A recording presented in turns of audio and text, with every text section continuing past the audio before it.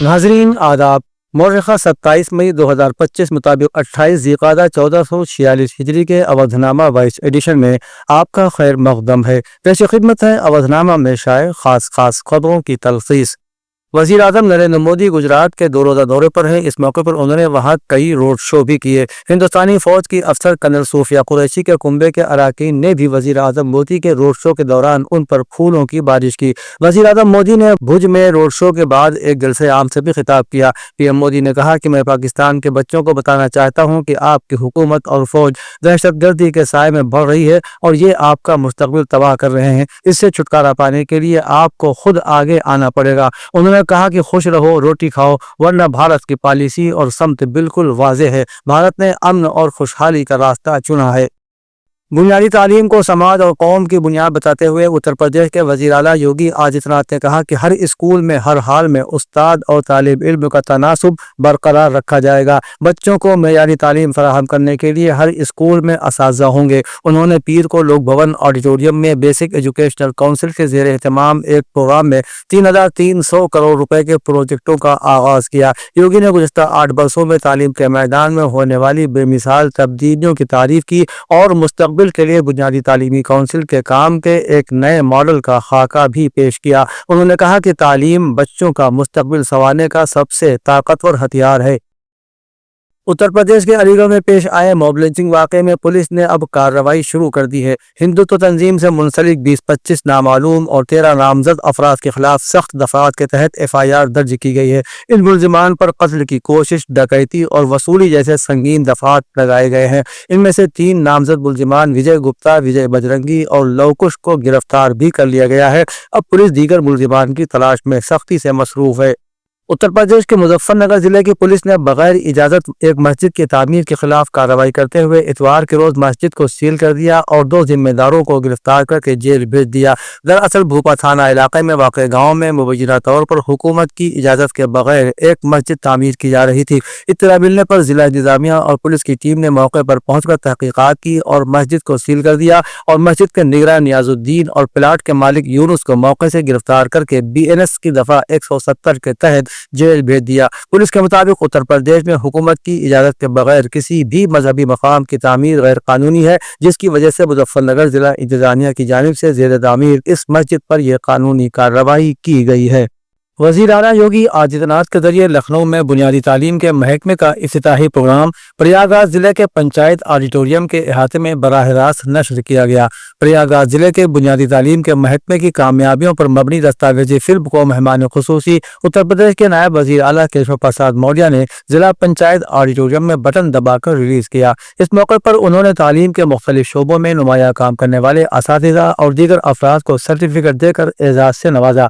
अपने खिताब में नायब वज़ीर आला ने कहा कि वज़ीर आला की क़यादत में गुज़श्ता बरसों में बेसिक एजुकेशन डिपार्टमेंट समेत दीगर तमाम शोबों में गैर मामूली पेशरफ्त हुई है। मकामी सतह पर सरकारी स्कूलों पर मौजूद अवामी नुमाइंदों और आम लोगों का एतमाद मजबूत हुआ है और स्कूलों में तालीम का माहौल बेहतर हुआ है। समाजवादी पार्टी के सरबराह अखिलेश यादव ने कहा है कि बीजेपी हुकूमत की गलत पॉलिसियों से उत्तर प्रदेश अब जराइम प्रदेश बन गया है। उन्होंने पीर को जारी बयान में कहा कि नज्म नस्क पर बीजेपी हुकूमत का जीरो टॉलरेंस का दावा जीरो हो चुका है। मुजरिमीन खुलेआम गोलियां चला रहे हैं, कत्ल की वारदातें हो रही हैं, उन्हें नज्म नस्क का कोई डर नहीं रह गया है। अखिलेश ने कहा कि बीजेपी हुकूमत में राजधानी लखनऊ में भी लोग महफूज नहीं है। दिन दहाड़े राजधानी लखनऊ के सरवते नगर में सड़क पर दौड़ाकर गोली मारी गई। उन्होंने कहा कि बीजेपी हुकूमत जब उत्तर प्रदेश को एक मुस्तकिल DGP नहीं दे सकती तो वो नज्म नस्क की सूरत क्या संभालेगी।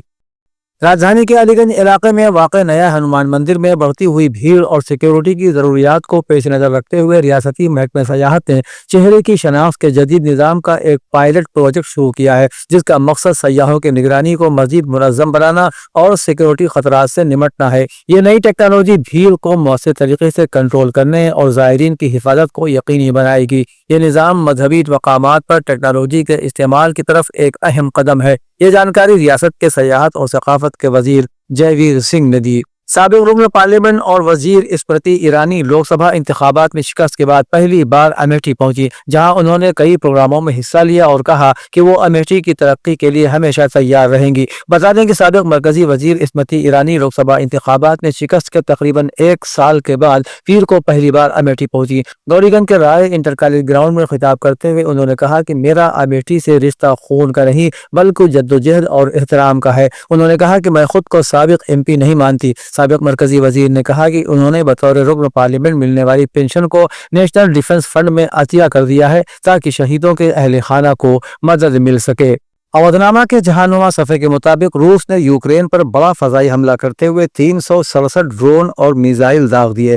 اس معاملے پر امریکی صدر ڈونلڈ ٹرمپ روسی صدر ولادیمیر پوتن سے ناراض نظر آئے۔ انہوں نے سخت لہجے میں کہا کہ وہ پوتن سے خوش نہیں ہیں۔ اطلاعات کے مطابق روس نے یوکرین کے کئی علاقوں میں میزائل داغے ہیں۔ اس نے 367 ڈرون اور میزائل کا استعمال کیا ہے۔ ٹرمپ نے یوکرین کے خلاف روس کی کارروائی پر کہا کہ وہ پوتن سے بالکل بھی خوش نہیں، لوگ مارے جا رہے ہیں، مجھے یہ بالکل پسند نہیں ہے۔ انہوں نے کہا کہ پوتن ایک کریزی یعنی پاگل آدمی ہے، یہ ٹھیک نہیں ہے۔